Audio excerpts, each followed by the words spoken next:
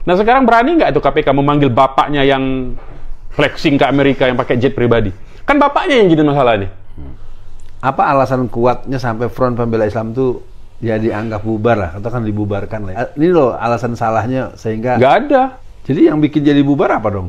Kalau informasi yang saya dengar di rapat internal waktu itu yang dipimpin oleh Mahfud MD, itu informasi dari dalam yang saya dengar itu. Karena saya punya teman yang ikut hadir di pembicaraan di kantor Menko Polhukam itu pada saat Mahfud MD jadi Menko Polhukamnya.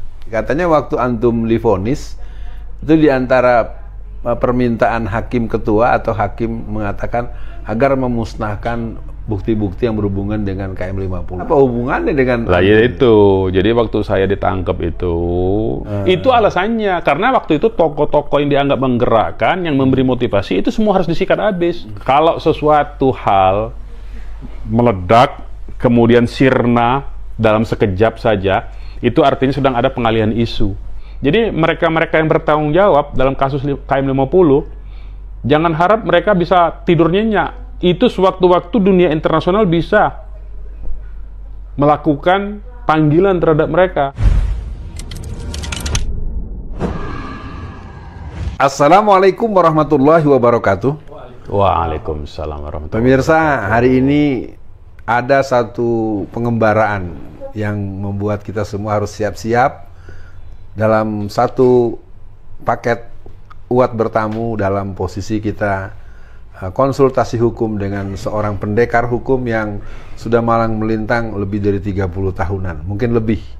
Yang jelas hari ini kita sapa dulu beliau. Assalamualaikum Bang Munarman. Waalaikumsalam warahmatullahi wabarakatuh. Bang Munarman adalah sosok yang menjadi kebanggaan dari Bung Kameramen dan juga menjadi orang yang saya rindukan setiap waktu. Pemirsa, hari ini kita ingin mengawali perbincangan tentang berbagai dinamika persoalan penegakan hukum, itu bahasa umumnya, dan mungkin juga kita akan sampai nanti pada bagian-bagian yang mungkin mau tidak mau kita harus tahu apakah ini merupakan hal yang mungkin kita teruskan atau mungkin kita perjuangkan atau ada cara-cara lain. Tapi paling tidak kita minta dulu di awal kepada Pak Munarman, atau saya biasa panggil Bang Munarman karena walaupun umurnya sebaya, mungkin tuaan saya dikit beberapa bulan, tapi kita seumuran, sepantaran ya.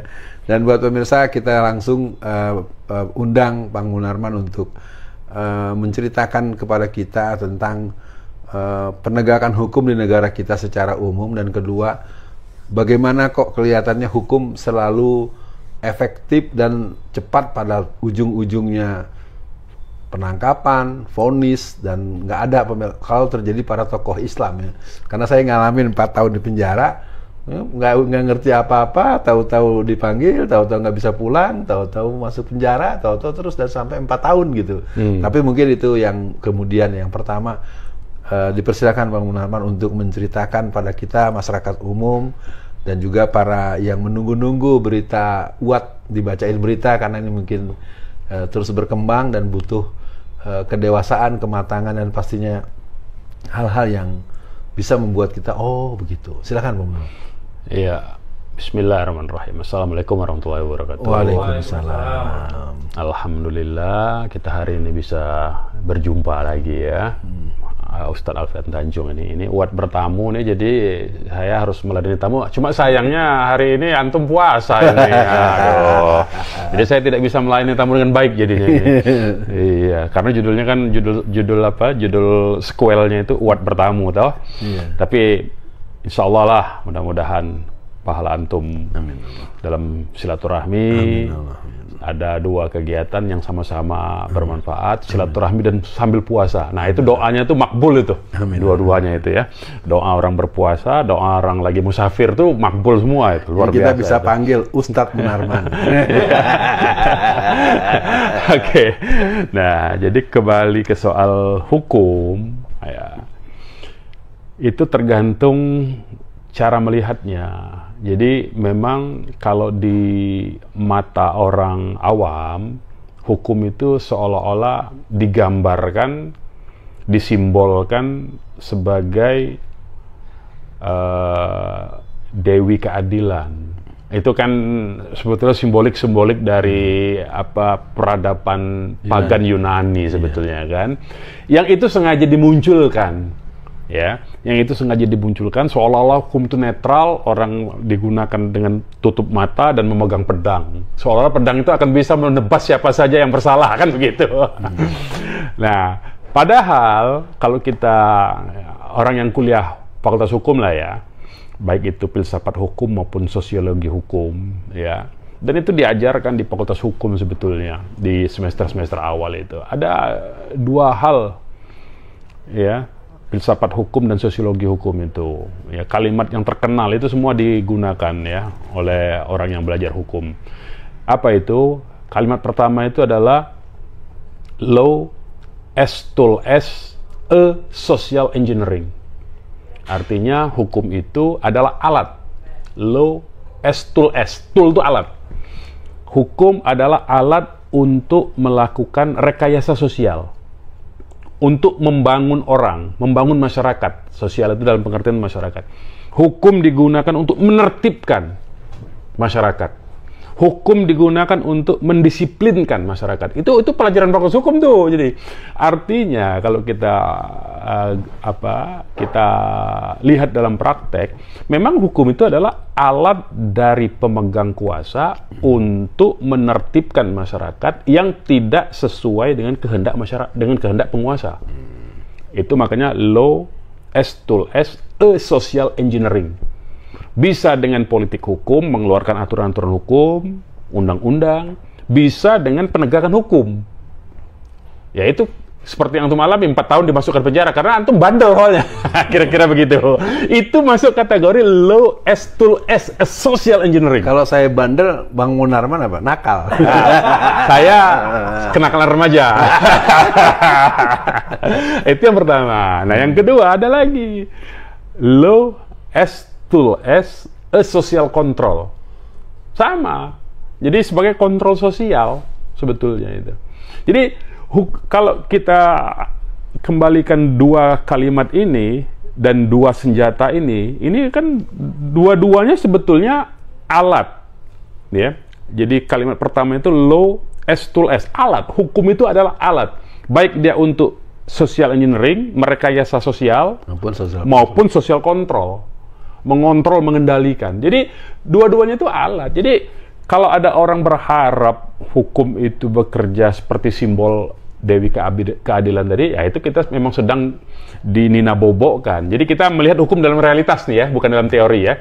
Dan teorinya itu sudah ada, teori hukum untuk mempraktikkan hukum, mendisiplinkan masyarakat. Bahkan ada pelajaran-pelajaran orang ilmu politik yang belajar di Fakultas Ilmu Sosial dan Ilmu Politik itu ada sanction and discipline. Itu ada mata kuliah, ada bukunya itu. Saya lupa penulisnya siapa, tapi pernah saya beli itu. Jadi sanksi dan disiplin itu cara masyarakat Eropa, masyarakat Amerika, ya semua peradaban lah, termasuk Romawi ya. Memang peradaban itu dibangun dari istilah, kalau zaman sekarang, kalau dulu dia sanction and discipline, ya. Kalau sekarang stick and carrot. Nah, jadi kasih hadiah atau dihukum begitu. Nah, itulah bedanya yang membedakan antara hukum dalam peradaban sekuler dengan hukum dalam peradaban Islam. Nah, itu. Kalau gini Bang Munarman ya, ini menarik ya. Yeah. Dasar-dasar hukum ini kan ada bukunya, ada jurnalnya, ada risetnya. Bisa nggak disebut sekarang negara mana yang menggunakan hukum sesuai dengan teori yang diajarkan, lalu memberikan kebaikan dan perbaikan buat masyarakat, yang sayang pada rakyatnya? Ya, saya sempat kemarin kontak kawan di Australia, dia sedang di rumah sakit. Ternyata di rumah sakit itu dia dirawat, dan perawatan itu buat mereka memang jadi hal yang menyejukkan hati. Datang sakit, masuk dulu. Mereka bisa diapain dari belakang. Kalau di kita kan ditanya dulu sampai orang mau mati di luar. Nah itu ada gimana gitu. Itu bukan lagi hukum kalau kita bicara itu. Itu artinya bicara public services. Nah, tadi kalau di antum bilang, adakah hukum yang akan memberikan istilahnya itu pelayanan kepada masyarakat. Nggak ada, karena teorinya tadi itu. Teorinya saja sudah menyebutkan low as tool S. Jadi memang hukumnya Nah, problemnya itu. Jadi kalau antum tanya, apakah ada negara? Nggak ada. Semua negara menggunakan hukum sebagai alat untuk mendisiplinkan masyarakatnya. Karena orang tahu bahwa ada kekuasaan itu ketika dia mendapatkan proses sanksi itu. Baru tahu, oh ini ada kuasa nih. Ada yang memegang kuasa. Sehingga orang kena hukuman, kena disiplin. Nah, kalau yang tadi, kalau dibicarakan, itu soal disebut, kalau dalam teori bernegara itu, jadi negara itu ada hukum sebagai tangan untuk mendisiplinkannya, tapi ada juga yang disebut dengan public services tadi itu, pelayanan publik. Nah, standar pelayanan publik itu. Nah, kalau antum bicara, ya kalau kita bandingkan, ya kita komparasi antara negara-negara yang ekonominya, saya bicara ekonomi ya, yang lebih maju dari kita dalam pengertian tingkat pendapatannya lebih dari negara Indonesia. Jadi kalau saya tidak setuju dengan terminologi negara-negara maju, nggak ada negara maju sebetulnya. Yang bisa dibandingkan itu adalah negara yang tingkat ekonominya lebih tinggi, militernya lebih kuat, dan masyarakatnya lebih berdisiplin. Jadi bukan istilah maju. Kalau maju itu berarti kita mundur. Jadi dia akan antonim dia nanti. Ya? Kita nggak bisa begitu. Jadi kalau tadi, apakah ada? Nah, negara-negara yang tadi tingkat ekonominya, tingkat pendapatannya lebih tinggi dari kita, dia bisa menggunakan, mengalokasikan anggaran yang dikelola oleh negara lewat APBN-nya itu digunakan, dialokasikan untuk public services. Nah, dia punya yang disebut dengan minimum standar public services. Jadi ada standar minimum pelayanan publiknya. Itu loh. Itu yang kita tidak punya. Jadi kalau soal hukumnya, semua sama. Contoh, saya mau ambil contoh. Siapa yang pendiri platform Telegram yang orang Rusia ya? Siapa namanya? Coba ya, pendirinya ya, pembuat pimpinan perusahaan lah, CEO-nya Telegram. Itu di Rusia. Oh iya, dia diingatkan untuk bekerja sama dengan penguasa Rusia. Tapi dalam konteks itu dia hanya diingatkan untuk bisa bekerja sama. Tetapi begitu dia ke Prancis, dia ditangkap. Jadi kalau menyatakan negara Eropa itu lebih bebas, nggak ada. Dia ditangkap gara-gara dia tidak mau menyensor berita-berita di platformnya dia. Karena apa? Di Telegram, berita-berita tentang Palestina itu bebas diupload. Sehingga genocide yang dilakukan oleh Israel itu terbongkarnya di website, di Telegram. Sehingga marahlah Prancis sebagai negara yang mendukung Israel. Berarti kan negara Barat tidak maju dalam konteks. Dia lebih represif kan dibanding Rusia yang dituduh-tuduh sebagai negara otoriter. Nah itu jadi kita harus mengkomparasi gitu. Jadi tadi kembali. Jadi hukum itu dia akan gunakan sesuai dengan kepentingan si penguasanya. Nah Prancis dalam konteks ini dia berkepentingan untuk menghukum pimpinan dari nanti ditampilkan aja namanya. Dia kepentingan Perancis untuk menghukum platform Telegram yang terus memberitakan kejahatan Israel. Sementara Rusia dia lebih netral dalam soal berita-berita pembantaian oleh Israel terhadap Palestina ya. Nah, artinya yang mau saya sampaikan, hukum itu siapa yang pegang? Tangan siapa yang sedang memegang hukum? Kalau tangan yang memegang hukum orang jiwanya, pikirannya, hatinya takut kepada Allah, maka dia akan sangat hati-hati menggunakan hukum itu untuk tidak menyakiti masyarakatnya. Jadi dia kembali ke orang yang memegangnya.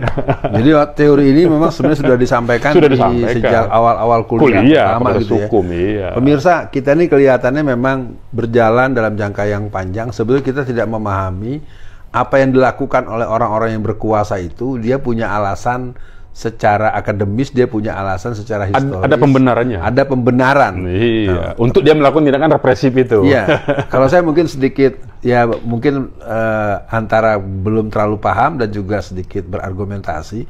Kan public services yang tadi itu kan juga kan merupakan produk daripada hukum Iya. tentang kesehatan, Iya. tentang hukum tentang pelayanan publik. Maksudnya Iya. kan ada di kita ini kan kalau boleh dibilang konsumen itu benar-benar nggak punya daya Iya. tawar. Kalau dia beli barang itu sudah busuk, ya sudah buang aja. Nah, iya, Kalau di luar negeri kan bisa dituntut, kemudian dia Betul. bisa nentuin tuntutan sekian jumlah nominal tertentu Iya. gitu ya. Iya. Tapi mungkin saya ingin ajak pada Bang Munarman pada hari ini mengajak masyarakat kita ini kelihatannya memang secara umum tidak tahu bahwa hukum itu adalah sesuatu yang bisa membuat kita berjalan terus, atau tahu-tahu pengalaman saya di penjara kemarin ya, itu kan banyak orang yang nggak ngerti apa-apa, tahu-tahu ditangkap, Iya. tahu-tahu Banyak itu. ya, apa persoalannya?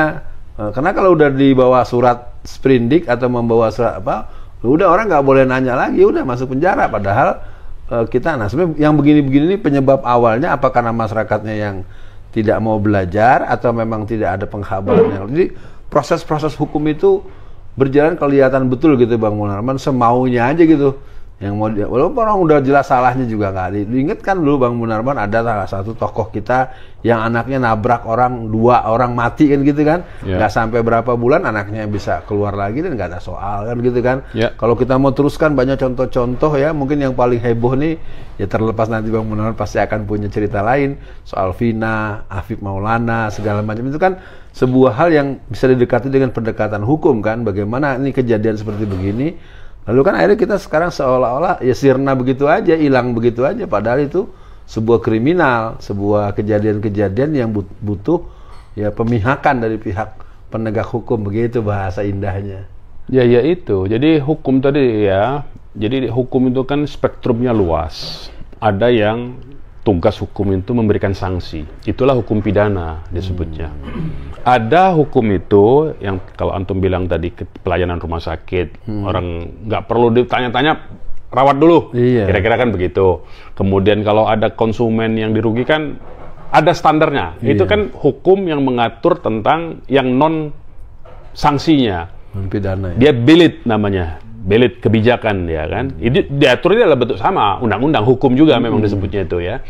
Nah, problemnya itu di negara-negara yang ekonominya, tingkat ekonominya lebih tinggi angkanya dari Indonesia, proses pembuatan hukumnya itu melibatkan stakeholder-nya yang lebih luas.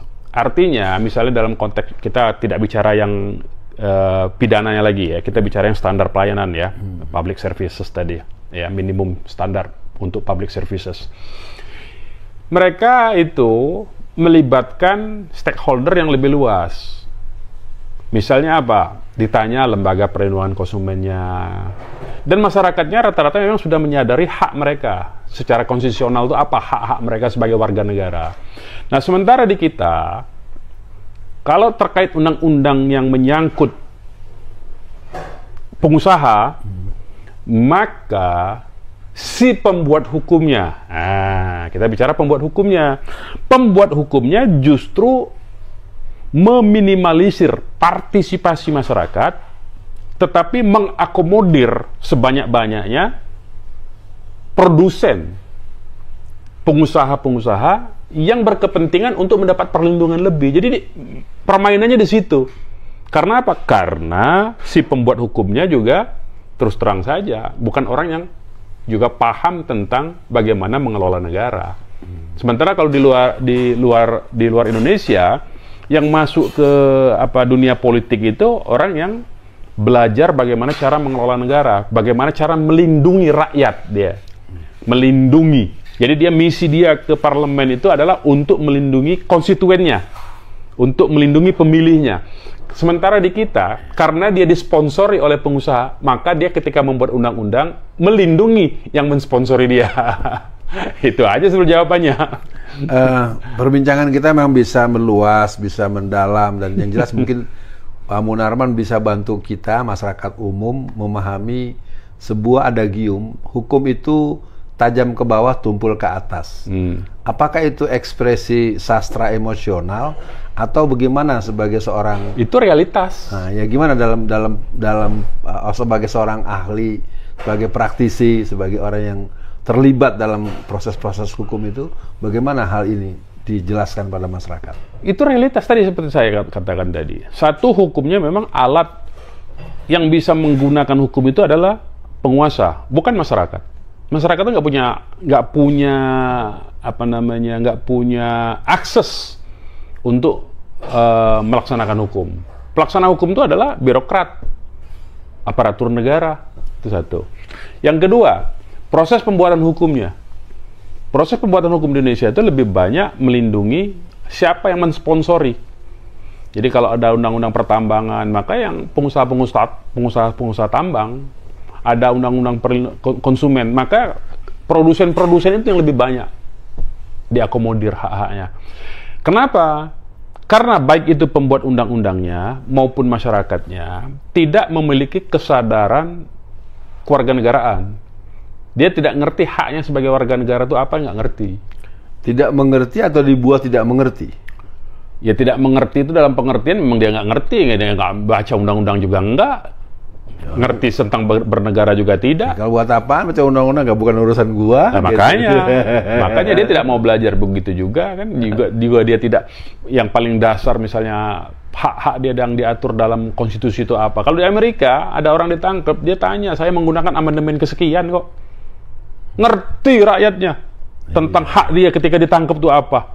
Dia gunakan hak itu. Anda salah melakukan ini, hak saya untuk melakukan ini diatur dalam konstitusi amandemen kesekian. Orang Amerika begitu. Sekarang lihat orang pakai seragam. Artinya punya kesadaran ya. Harus pakai seragam polisi ya takut. Ya itu karena memang kita dibuat bodoh kan. Karena apa? Tingkat pendidikan.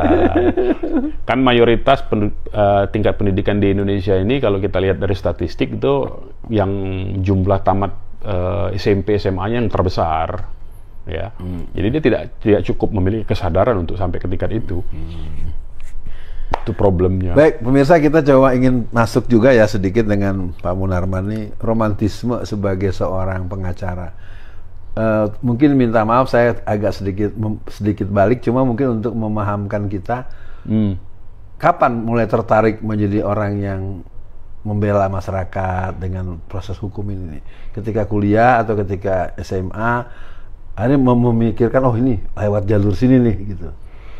Gimana tuh? Ingat nggak nih waktu pertama kali sadar fungsi-fungsi sebagai pengacara, sebagai penasihat hukum itu menjadi begitu bergelora gitu? Enggak, saya dari mulai kecil ya, kalau mau bicara romantisme, saya dari mulai kecil tuh memang artinya soal keberpihakan itu lebih memilih berpihak kepada orang yang lemah. Itu dari kecil saya. Saya tidak terlalu suka bergaul dulu itu dengan anak-anak orang kaya. Waktu masih sekolah-sekolah itu saya nggak terlalu suka. Kenapa? Karena saya lebih suka bergaul sama orang-orang yang dari kalangan yang kira-kira samalah dengan saya. Ya. Itu satu. Yang kedua, saya juga melihat pengalaman dari kecil, orang yang punya posisi pemegang kekuasaan itu lebih arogan biasanya. Artinya kekuasaan itu bisa berupa dia punya harta yang lebih banyak, ya. Bisa berupa dia punya wewenang, otoritas yang lebih luas, begitu ya.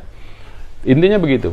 Nah, saya lebih memilih dulu teman-teman dan membela mereka dalam konteks kalau beradu argumen, gitu, itu satu.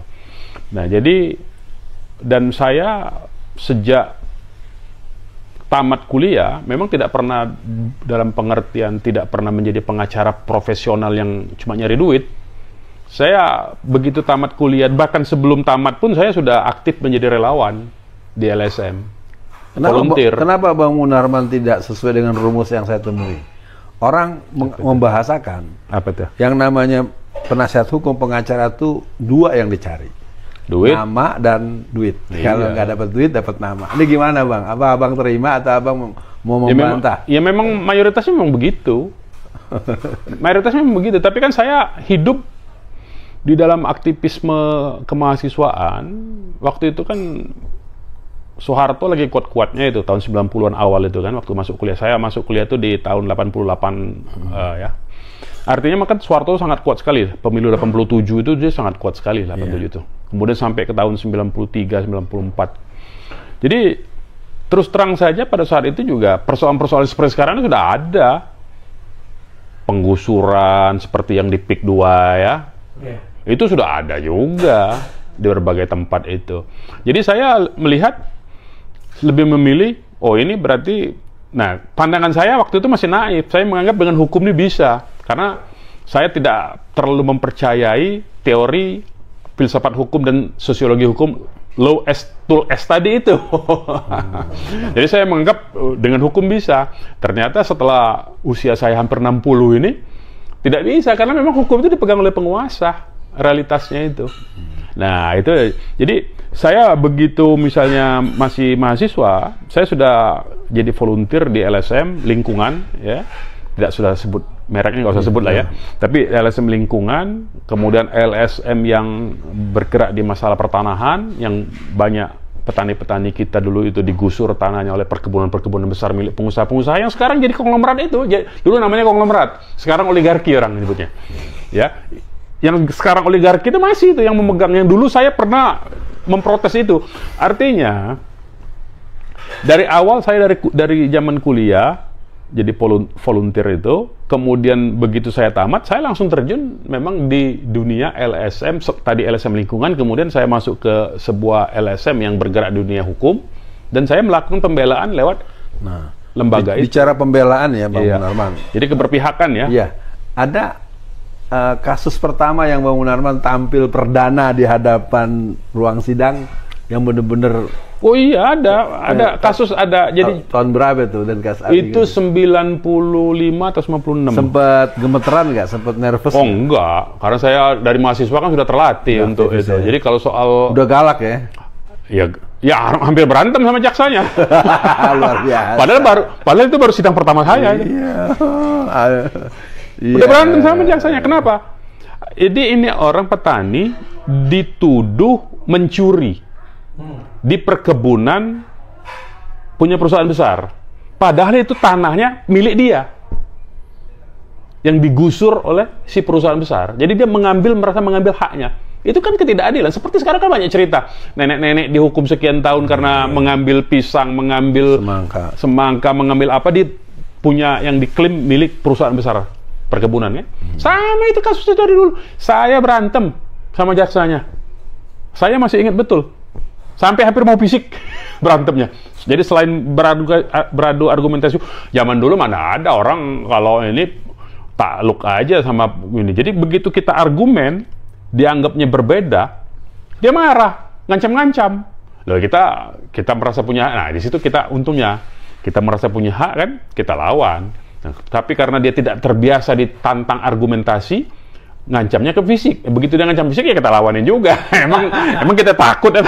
Nggak ada urusannya kita selalu gitu. Memang luar biasa nih. Sayangnya saya nggak boleh nanya sesuatu. Mau nanya gitu ya. Bang Munarman, kelihatannya perbincangan kita baik kita coba kembangkan kepada sebuah tata kelola negara yang kelihatannya proses hukum ini, penegakan hukum ini mungkin bisa diharapkan agak lebih berkeadilan lah ya. Saya coba langsung masuk ke wacana yang sempat berkembang luas, mengelola negara tanpa partai ya. Respon awal Bang Munarman bagaimana dengan gagasan itu? Mungkin sempat dengar ya beberapa tokoh, ya di antara sahabat kita, guru kita, Imam umat Islam, Pak Habib Rizik Syihab, dengan kerap kali menggelorakan mengelola negara tanpa partai. Ini dalam perspektif seorang Bang Haji Munarman, bagaimana merespon ini? Negara tetangga kita Brunei Darussalam itu nggak ada partai itu. Kita yang sering umroh, yang sering haji tahu, Arab Saudi itu nggak ada partai itu. Jadi kalau dikatakan mana negara yang tanpa partai, sudah ada, saya sebutin 2 ya paling tidak ya. Kemudian ada negara yang cuma satu partainya. Negara mana? Cina. Republik Rakyat Cina. Korea Selatan itu satu partai itu. Negara mana yang 2 partai? Amerika. Singapura itu sebetulnya 2 partai, tapi partai penguasanya menguasai 98 dari 100 anggota parlemen, 2 orang dikasih ke oposisi untuk menunjukkan seolah-olah ada oposisi. Singapura begitu. Terus mau apa kita? Itulah hukum tadi. Dia merekayasa social engineering itu kan rekayasa sosial kan? Iya. Nah, dia merekayasa supaya mengelola kehidupan sosial bermasyarakat itu yang gampang bisa diatur sehingga tujuan-tujuan bernegaranya itu bisa dicapai. Sebetulnya itu aja sebetulnya. Terus Indonesia gimana dong? Nah, kalau Indonesia tergantung tujuan negara Indonesia ini yang disepakati apa? Kita sepakat pembukaan Undang-Undang Dasar 45 kan, ada di alinea keempat, mencerdaskan kehidupan bangsa, memajukan kesejahteraan umum. Sebetulnya kan sudah ada. Kemudian perdamaian abadi, ada 4 lah kan? Ya. Nah, 4 poin itu kalau kita sepakati sebetulnya bagaimana cara ngelola, itu tinggal kesepakatan kok. Karena partai masih banyak nih apa di buku masalahnya apa? Sekarang tuh orang berpartai, banyak orang yang menggantungkan dapur rumah tangganya dari kehidupan berpartai, sehingga banyak kepentingan. Udah susah itu sekarang. Realitas kita bicara ya. Kita bicara prakteknya dulu ya. Sudah banyak. Misalnya kita sekarang ini kita petakan dulu. Ada 560 anggota DPR, sekarang 570-an ya. Iya, betul. DPR RI pusat ya. Betul. Ada 2.200-an DPRD provinsi seluruh Indonesia. Iya. Ada sekitar 17.000, hampir 18.000 anggota DPRD kabupaten kota. Artinya ada sekitar 20.000 orang. Kalau tanpa partai, artinya yang perlu diselesaikan tuh 20.000 orang ini seperti apa nih? Artinya dia mau terima nggak? Dia bersepakat ya? Karena kan yang itu kan lewat peraturannya, lewat perundang-undangan. Apakah mau nanti lewat dekret? Mau. Kalau dekret. Didukung nggak sama kekuatan bersenjata? Kan dulu kan Soekarno bisa tuh membubarkan parlemen DPR kan dulu kan, pembubaran konstituante, pembubaran parlemen, kembali ke Undang-Undang Dasar 45, tapi dia meniadakan semua itu, dibentuklah DPRS sama MPRS kan. Artinya sudah pernah juga di negara kita. Terjadi tanpa partai itu sudah pernah. Kira-kira kalau itu dilakukan, kan tadi kan ada semangat kita untuk bicara ke depannya nih. Nah, untuk ke depannya. Nah, masyarakat tergantung itu sekarang. Masyarakat kita, makanya masyarakat kita mendukung nggak itu? Kalau masyarakat situasi politiknya mendukung, sebagaimana dulu Soekarno mengeluarkan dekret presiden 5 Juli 59, didukung oleh masyarakat, didukung oleh kekuatan bersenjata, waktu itu angkatan bersenjata, ya Jenderal Nasution waktu itu berserta ABRI-nya waktu itu, semua angkatan perangnya, termasuk kepolisian, jadilah barang itu. Bubar tuh, nggak ada partai lagi kan? Tapi partainya ada, tapi diakomodir oleh Soekarno menjadi Nasakom itu kan, mewakili kan, yang PKI juga masuk waktu itu, partai komunisnya masuk ke dalam pemerintahan sebagai penguasa toh waktu itu. Betul. Iya kan? Memang parlemennya tidak berfungsi. Nah, tapi artinya praktek politik tanpa partai itu sudah pernah dijalankan oleh Soekarno. Kemudian zaman Orde Baru, walaupun ada 2 partai, 1 golongan karya kan, dulu itu kan. Kan Golkar itu bukan partai dulu kan, golongan karya dulu, tapi golongan yang ikut pemilu. Nah, artinya kan modifikasi itu kan tergantung tadi, kembali lagi. Social engineering itu mau dibikin seperti apa? Itu tergantung sebetulnya. Itu masyarakat itu tinggal mengikuti di mana kemanfaatannya mereka rasakan. Jadi itu soal sistem aja. Kalau dengan negara kita yang ancur-ancuran begini, Pak Munarman punya tawaran apa? Apakah kita pakai pola Korea, pola Cina, pola Amerika, pola Brunei, atau pola Arab Saudi, atau pola tersendiri? Ya, semua pola itu bisa digunakan. Bahkan di luar mainstream yang antum sebutkan juga bisa sebetulnya, apa saja itu. Cuman kita nggak usah sebutkan lah. Karena itu apa? Karena itu kan disebutnya itu dalam teori politik itu kan faktanya itu kan. Fakta itu kekuatan-kekuatan yang real. Ya, kalau dalam bahasa terminologi sosial politiknya itu the ruling class-nya itu siapa? Nah, kalau the ruling class-nya artinya kelompok yang menguasai negara bersepakat terhadap satu sistem. Sementara ini kan penguasa dari kelompok yang berkuasa ini bersepakat dengan sistem sekarang kan. Tapi kalau mereka berubah pikiran atas desakan masyarakat yang dikuasai, kan dalam teori sosiologi politik itu kan ada yang dikuasai, dikendalikan, ada yang menguasai, yang mengendalikan. Ini yang disebut pemerintah atau beserta partai-partainya kan. Nah, kalau kekuatan yang dikuasai ini lebih kuat, posisi tawarnya, sehingga yang menguasai ini mengikuti kemauan, itu bisa diubah. Tergantung, itulah disebut proses politik itu, dialektika dalam proses politik itu begitu. Ya, kita coba kembali sebentar ke penanganan hukum ya. Sebagai seorang penasihat hukum yang senior lah ya, di negara kita ini penegakan hukum ini boleh disebut sehat-sehat saja, sakit, berantakan, atau ada bahasa yang ingin disampaikan buat pemirsa nih, buat sakit parah, sekarat kita ini. Tadi itu yang antum kita sudah sebut sendiri, tajam ke bawah, tumpul ke atas. Misalnya contohnya begini, dalam konteks yang kekinian, Rafael Alun, ya kan, anaknya berantem, ya kan, kemudian anaknya dihukum penjara berapa, 15 tahun apa ya, kalau nggak salah, 18 tahun pokoknya ya, sekitar gitulah ya. Kemudian karena anaknya flexing, diselidikilah bapaknya. Masuklah sekarang Rafael Alun itu kan, hartanya disita. Nah sekarang ada anaknya flexing bersama mantu, jalan-jalan pakai jet pribadi ke Amerika. Kemudian ada bukti-bukti menggunakan barang-barang mewah. Kenapa KPK tidak selidiki? Seperti dia menyelidiki Rafael Alun. Rafael Alun nggak ada urusan sebetulnya dengan yang berantem anaknya. Tapi KPK kemudian serta-merta mau membangun citra sebagai lembaga korupsi yang ini, dia selidiki, dia panggil. Nah sekarang berani nggak itu KPK memanggil bapaknya yang flexing ke Amerika yang pakai jet pribadi? Kan bapaknya yang jadi masalah ini. Rafael Alun kan bapaknya yang dipersoalkan. Padahal nggak ada kaitannya. Soal berantemnya dengan ini nggak ada kaitannya. Tapi karena anaknya yang flexing waktu itu, si Mario Dendi yang flexing, bapaknya diselidiki. Nah sekarang anaknya yang flexing pakai jet itu. Harusnya KPK selidiki bapaknya. Panggil bapaknya. Berani nggak? Nah itu fakta, salah satu fakta hukum. Fakta, bukan fakta. Kalau tadi fakta ya.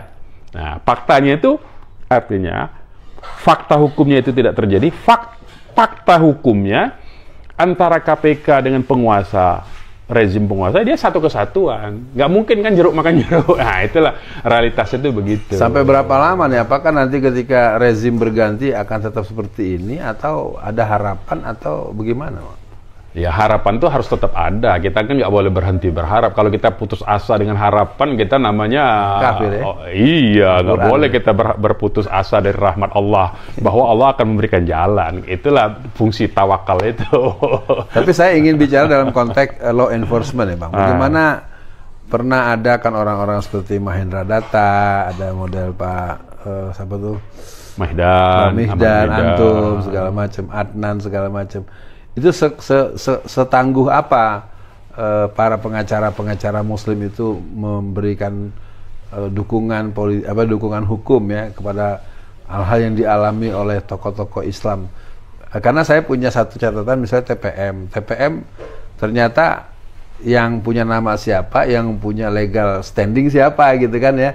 Sehingga kalau ada kasus-kasus tertentu pengacaranya disiapkan oleh pihak polisi. Nah, itulah gitu. Gimana tuh? Itu kan bagian dari permainan intelijen kalau saya ya. Jadi dunia intelijen ini memang harus juga menjadi satu ilmu yang dipelajari sebagai ilmu ya. Bagaimana modus-modus operandi intelijen itu mengintersepsi misalnya TPM ya. Dimana kita tahu sebetulnya TPM itu nggak bisa dilepaskan dari Mahendra Data, dari Ahmad Mihdan. Ya kan? Tetapi kemudian ada yang bekerja atas nama TPM juga kan? Kita tahu kan? Sama-sama tahu lah. Kita nggak perlu. Tapi ya itulah pola-pola intelijen itu. Jadi dia tetap menggunakan nama yang sama, tapi untuk kepentingan yang berbeda. Ya itu kira-kira begitu jawabannya. Dalam perspektif hukum kita akan coba masuk ke bagian-bagian yang mungkin agak sensitif, tergantung nanti kesediaan Pak Munarman memberikan penjelasan. Kita tarik belakang. Kita coba memulai dari pembubaran FPI ini. Kalau dalam seorang ahli ya katakanlah menekuni dunia hukum, apa alasan kuatnya sampai Front Pembela Islam itu ya dianggap bubar lah, katakan dibubarkan lah ya kan, sekarang udah nggak bisa. Kesalahannya secara perundang-undangan, pasal mana, biar masyarakat juga tahu nih, ini loh alasan salahnya sehingga nggak ada. Oh nggak ada ya? Nggak ada. Jadi yang bikin jadi bubar apa dong? Kalau informasi yang saya dengar di rapat internal waktu itu yang dipimpin oleh Mahfud MD, saya harus sebut tuh dia Menko Polhukam waktu itu. Iya. Dia yang mengusulkan dengan pasang badan untuk berani membubarkan, karena yang lain nggak berani katanya. Kan dia ngomong sendiri itu. Jadi kalau ada yang menganggap Mahfud MD itu pahlawan, itu nggak ada. Dia otoriter juga. alasan satu-satunya pembubaran FPI itu karena FPI dianggap ancaman. Itu yang saya dengar informasi dari dalam rapat internal mereka itu. Bahwa FPI itu merupakan ancaman yang bisa membangkitkan perlawanan. Mereka sudah tuduh FPI itu mau memberontak. Itu problemnya. Alasannya bukan alasan hukum, politik kok. Alasannya politik. Itu informasi dari dalam yang saya dengar itu. Karena saya punya teman yang ikut hadir di pembicaraan di kantor Menko Polhukam itu pada saat Mahfud MD jadi Menko Polhukamnya. Saya sempat nonton juga dia bilang Pak Jokowi itu ragu-ragu, Pak Jokowi tidak terlalu berani, maka akhirnya saya ambil kesikap. Ya begitu. Makanya sekarang dia protes-protes sana. Dia sudah pernah melakukan kejahatan demokrasi juga. Kalau di Mahfud MD itu disebut kejahatan demokrasi. Padahal dia kan pengennya demokrasi. Jadi dia mau menegakkan demokrasi, menganggap FPI ancaman terhadap demokrasi, tapi dengan cara melanggar demokrasi. Itu. Kan gini, sebenarnya saya kan ingat ya, pembubaran FPI itu kan tanggal 30 Desember 2020. Nah itu kan kalau kita tarik, peristiwa KM50 kan tanggal 7 Desember. 7 Desember. Kan gitu ya Bang ya? Berarti 3 minggu kan? Kalau boleh dibalik atau dibuat semacam flashback. Iya, flashback ke belakang. Setelah apa sih yang operasi D5 dulu atau ada sebelumnya dulu, kemudian ini urut-urutannya sampai ujungnya pembubaran FPI Bang. Mungkin ini buat masyarakat biar tahu kalau cara membacanya. Kalau konstruksinya itu dimulai dari 2016. 2016 pemirsa. Iya. Waduh, itu bukan barang seketika, itu dari 2016. 2016 itu ketika Habib Rizik berhasil menyelenggarakan 212 yang fenomenal itu. Dimulai dari 410. Iya, betul. 4 Oktober kita melapor ke Bareskrim. 14 Bang. 1410. 1410. Ya, 1410. Nah, 1410 kita melapor ke Bareskrim yang di depan Gambir kan, waktu itu kantornya numpang karena ke Bareskrim masih dibangun kan.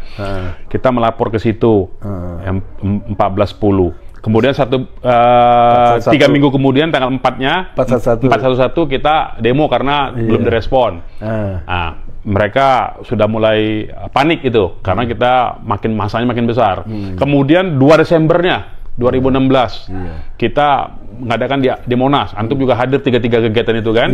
Nah, di acara 212 itu kan banyak yang ditangkap dengan tuduhan makar kan? Ada 12 orang kan? Nah, dimulai dari situ terus. Tapi kan beliau minta supaya sambutan naik ke panggung. Kan antum ikut juga, makanya itulah yang menyebabkan salah satunya antum ditangkap. Karena antum ikut menjadi orator di situ di acara itu di 411 di 212-nya. Itu alasannya. Karena waktu itu tokoh-tokoh yang dianggap menggerakkan, yang memberi motivasi itu semua harus disikat habis. Nah, waktu itu terus berjalan kan sampai 2017 Maret ya, Habib Rizik ke Saudi itu kan, kemudian tertahan tidak bisa pulang, dikunci di Saudi itu.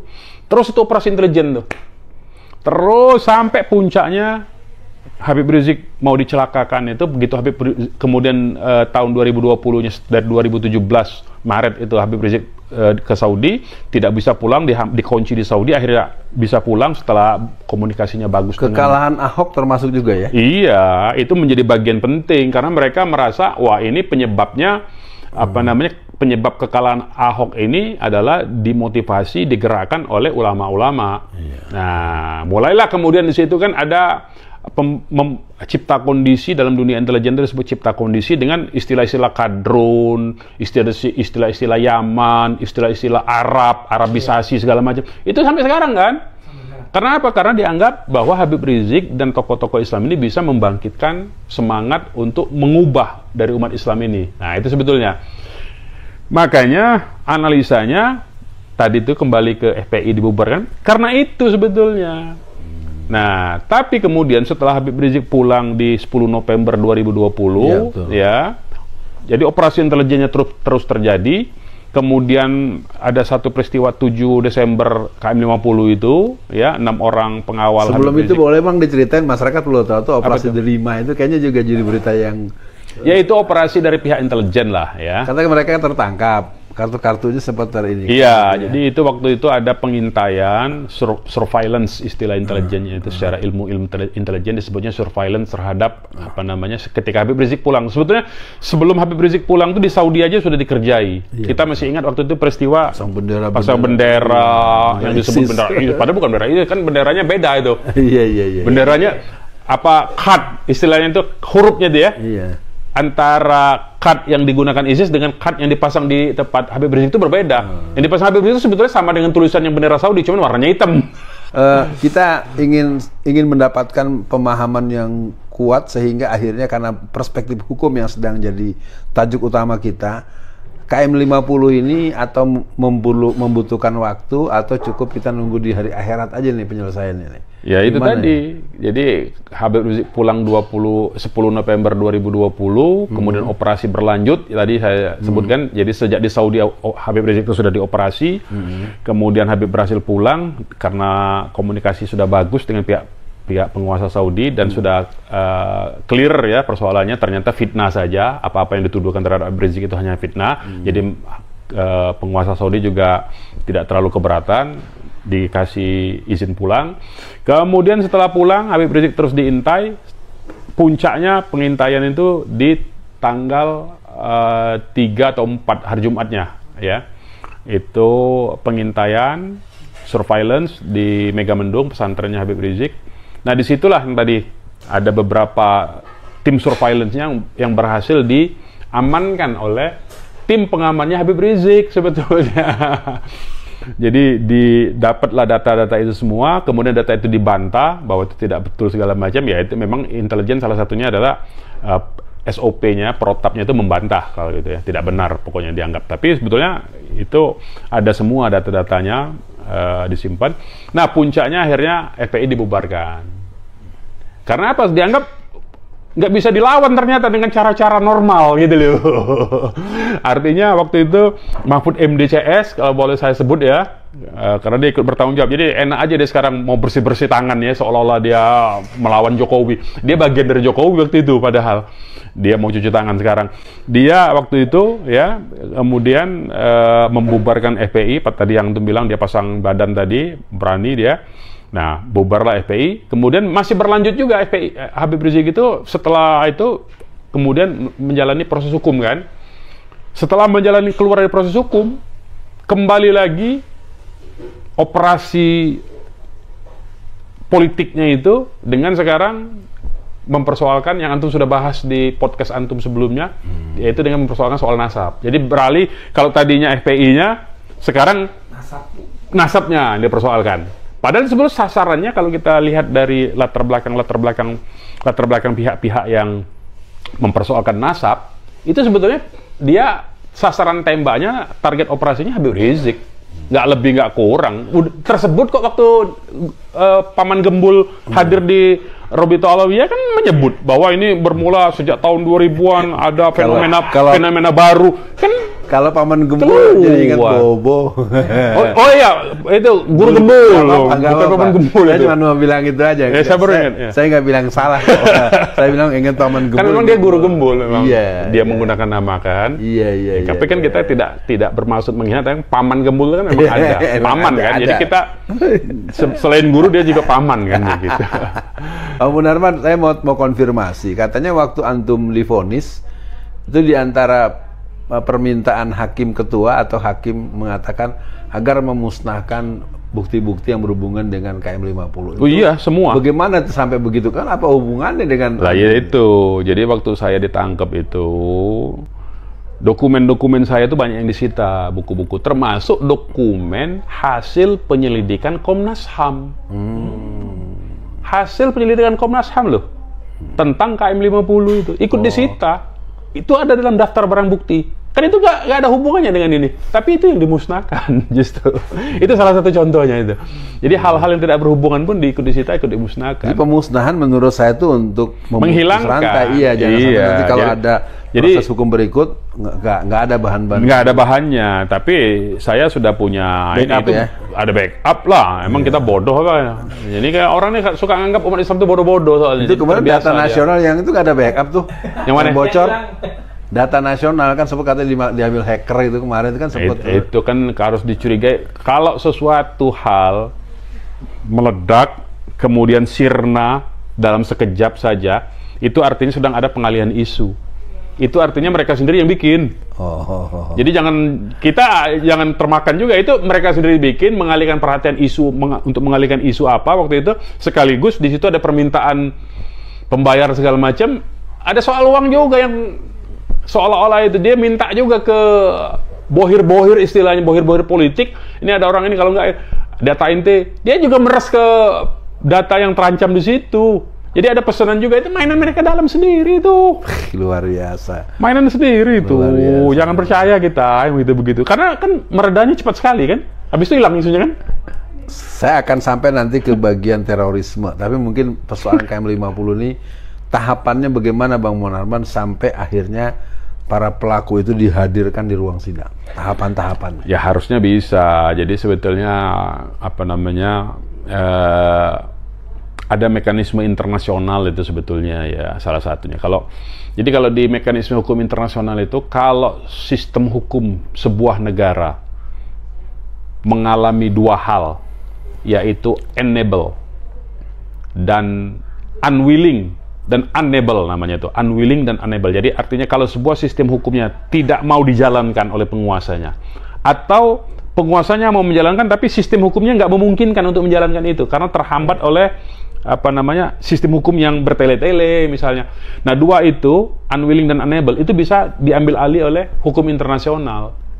Nah saya cuma mau sebutkan saja bahwa persoalan KM50 ini sudah kita laporkan ke Komisi Tinggi HAM PBB, sudah kita laporkan ke Mahkamah Pidana Internasional, sudah masuk itu informasi, berupa informasi ya, informasi sudah masuk ke mereka, sudah diterima.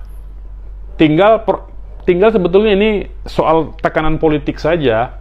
Jadi mereka-mereka yang bertanggung jawab dalam kasus KM50 jangan harap mereka bisa tidur nyenyak. Itu sewaktu-waktu dunia internasional bisa melakukan panggilan terhadap mereka kalau tekanan politik internasionalnya itu menghendaki mereka untuk ditahan. Sebagaimana tekanan politik kemarin ICC, jaksa ICC itu, Mahkamah Pidana Internasional itu sudah mengusulkan untuk mengeluarkan kepada hakimnya untuk minta izin supaya Netanyahu ditangkap. Itu sama. Bisa begitu, jangan macam-macam. Orang yang bertanggung jawab ya dalam soal KM50 ini, karena KM50 ini bukan pidana biasa, itu pelanggaran HAM berat. Karena apa? Indikasi pelanggaran HAM berat itu dibunuh terencana kok. 6-6-nya itu ditembak di dada. Mereka pada kasak-kusuk ingin masuk kabinet ya. Iya. Pengen jadi ini, pengen jadi supaya ini, untuk melindungi supaya mereka nggak ini, untuk lobby internasional. Karena 6-6-nya itu ditembak di dada, di jantung semua. Nggak mungkin nggak sengaja itu. Kalau tembak menembak ada yang kena kaki, ada yang kena kepala, ada yang kena leher. Itu kalau tembak menembak. Ini pas semua di jantung posisinya itu. Tapi sebagai seorang insan hukum ya, Pak Munarman masih optimis, masih percaya atau bagaimana? Karena kelihatannya kita kok seperti hal-hal yang benar-benar mencelakai umat Islam. Sebutlah sekarang ini kan tanggal 12 ya sekarang ini ya. Persis dengan peristiwa Tanjung Priuk ya kan.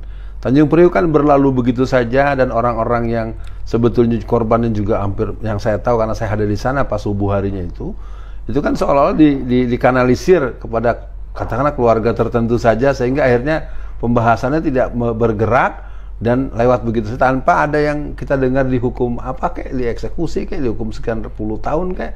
Artinya gini, kasus-kasus yang menimbulkan banyak korban, menimbulkan katakanlah kerugian baik nama baik ataupun dan segala macam, sepertinya yang dialami oleh umat Islam itu sering menguap dalam pusaran sejarah yang nggak bisa lagi ada yang ngotak-atik gitu Bang. Gimana? Ya ini ada dua variabel saya kira, variabel internal umat Islam sendiri sama variabel eksternal.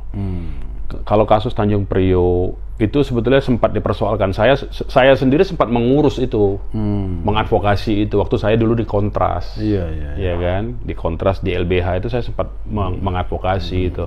Cuma itu faktor variabel eksternalnya ya. Jadi artinya sebetulnya ada momentum kondisi objektif yang sebetulnya memberi ruang kesempatan bagi umat Islam yang terzolimi sebagai korban dari berbagai macam penyalahgunaan kekuasaan itu untuk menuntut. Ya, itu momentum itu. Nah, momentum waktu itu sebetulnya sudah ada, cuman variabel ininya variabel umat Islam internal. Nah, umat kita ini, ya, kalau kita bandingkan ya, kita contoh ya, umat Islam tidak memiliki endurance, daya tahan yang panjang. Contoh, itu kontras itu sampai hari ini sudah yang ke 4.000 berapa itu aksi Kamisan di depan istana itu tiap hari Kamis, mempersoalkan kasus Trisakti, Semanggi 1, Semanggi 2 dan Munir. Artinya sudah berapa puluh tahun mereka itu, setiap minggu loh, setiap Kamis loh ya, Kamisan, tiap Kamis. Jadi artinya per pekan itu mereka tiap Kamis itu melakukan aksi ya. Sementara kita umat Islam, ini kita bicara internal variabel ya, untuk evaluasi kita tidak punya daya tahan seperti itu, sehingga kita itu artinya ya kalau dalam konsep Islam sendiri, kalau orang nggak sholat bagaimana mau bisa dapat selamat? Kira-kira sholatnya aja nggak dilaksanakan, kira-kira. Nah, kita itu dalam konteks ini tidak ada upaya yang kita rutin untuk mempersoalkan itu. Nah, itu endurance umat Islam itu. Karena apa? Umat Islam itu dalam soal-soal begitu tuh lebih kepada, sudahlah nanti di akhirat pembalasannya. Karena kita masih ada pintu akhirat. Sehingga justru itu sebetulnya menjadi motivasi kita untuk kita sudah membuktikan bahwa nanti di akhirat kita tuh berhak mendapatkan itu, harusnya ya. Berpikirnya mesti begitu. Sebuah inspirasi buat kita semua. Memang kita nih kadang-kadang daya tahan, sering melepaskan persoalan langsung kepada Allah. Jadi akhirnya seperti Bani Israel. Perjuangannya belum maksimal, jihadnya belum maksimal karena udah ngap-ngap, udah menggap-menggap, udah menggeh-menggeh, akhirnya lepaslah gitu ya. Begitu. Baik pemirsa, kita sampai kepada batas yang tak terasa cukup panjang. Kita ingin mendengar dari Bang Munarman soal terorisme dalam perspektif hukum.